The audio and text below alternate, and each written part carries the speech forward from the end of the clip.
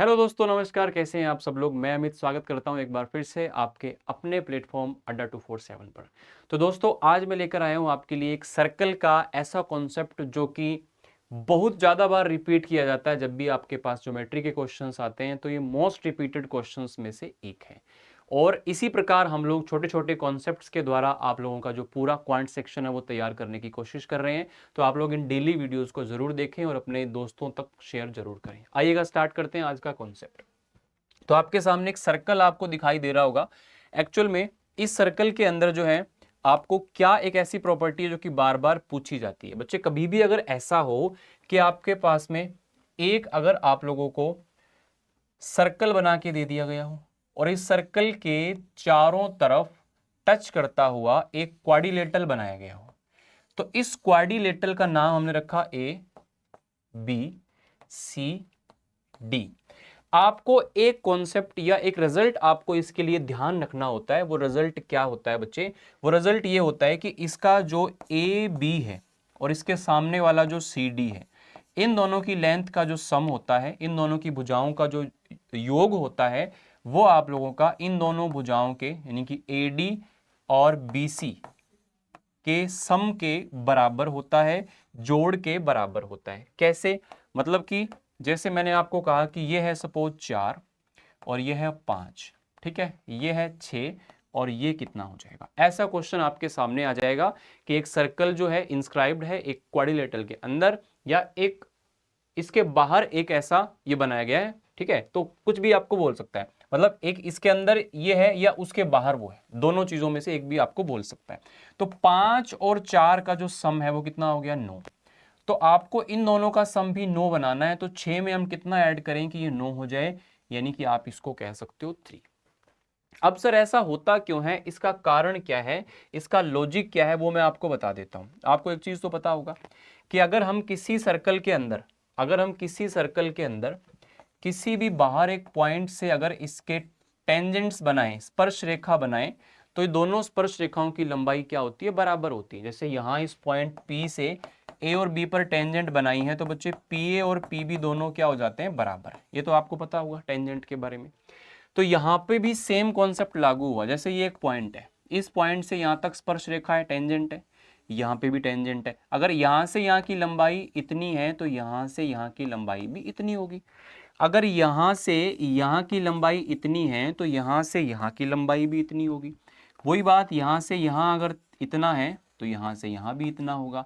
Same यहां से यहां तक अगर 4 है तो यहां से यहां तक भी 4 है। अब अगर आप बच्चों इस चीज को देखें और समझें तो आप लोगों को एक चीज यहां से पता चलेगी क्या, कि अगर मैं इन दोनों का सम करूं, किसका किसका? ए डी और बी सी का, तो मुझे क्या मिलेगा? 1 + 2, इधर से 3 + 4। और अगर वही मैं इन दोनों का सम करूं आमने सामने वाली साइड का, तो मुझे क्या मिलेगा? 1 + 4, 1 + 4, इधर क्या मिलेगा? 2 + 3। तो आप लोग देख सकते हो बच्चे, यहाँ पे भी 1 2 3 4 है, यहाँ पे भी 1 2 3 4 है। तो आपको ऐसे प्रूव नहीं करना है पेपर में, आपको सिर्फ बताना है। क्वेश्चन आएगा, इन चारों साइड्स में से एक साइड मिसिंग होगी, आपको दो आमने सामने वाली साइड्स का जो सम है वो दूसरी दोनों आमने सामने वाली ऑपोजिट साइड्स के सम के क्या हो जाता है? बराबर हो जाता है। तो जैसे आपके सामने एक क्वेश्चन दिखाई दे रहा होगा, ये क्वेश्चन आपके सामने अगर पेपर में आता है तो आप इसको किस तरह से सॉल्व करेंगे? वृत्त चतुर्भुज के चारों भुजाओं को स्पर्श करता है। एक वृत्त जो है वो चतुर्भुज की चारों भुजाओं को अंतः स्पर्श करता है। एक्चुअल में ऐसा आना चाहिए था, यहां पर अंतः स्पर्श करता है ना। तो ये देखो, एक वृत्त है, ये इस क्वाड्रिलेटरल की चतुर्भुज की चारों भुजाओं को स्पर्श करता है। अब ए बी बराबर कितना है? 18। जैसे इसका नाम है A B C D, A B बराबर है 18 और बी सी बराबर है 21, ठीक है। ए डी बराबर है 15, ए डी बराबर है 15, तो सी डी की लंबाई क्या हो जाएगी? तो बच्चे अगर आपको कॉन्सेप्ट पता है तो कितना आसान सवाल है कि 15 + 21 बराबर क्या हो जाएगा? 18 + सी डी। मेरी बात को समझ पा रहे होंगे आप। तो 15 और 21 कितना होता है? 36 - 18 बराबर सी डी। तो यहां से सी डी की वैल्यू क्या हो जाएगी? 18। 18 आपके क्वेश्चन का आंसर बन जाएगा। 18 आपके क्वेश्चन का क्या बन जाएगा, आंसर बन जाएगा। तो ऐसा ही एक क्वेश्चन आप लोगों को मैं दे रहा हूं, आप उस क्वेश्चन का आंसर कमेंट में मुझे जरूर से जरूर बताइएगा। और वो क्वेश्चन आप लोगों का क्या है, इस प्रकार से एक सर्कल है, इसके बाहर एक क्वाड्रिलेटरल इस तरह से बना हुआ है, इसको चारों तरफ से टच कर रहा है।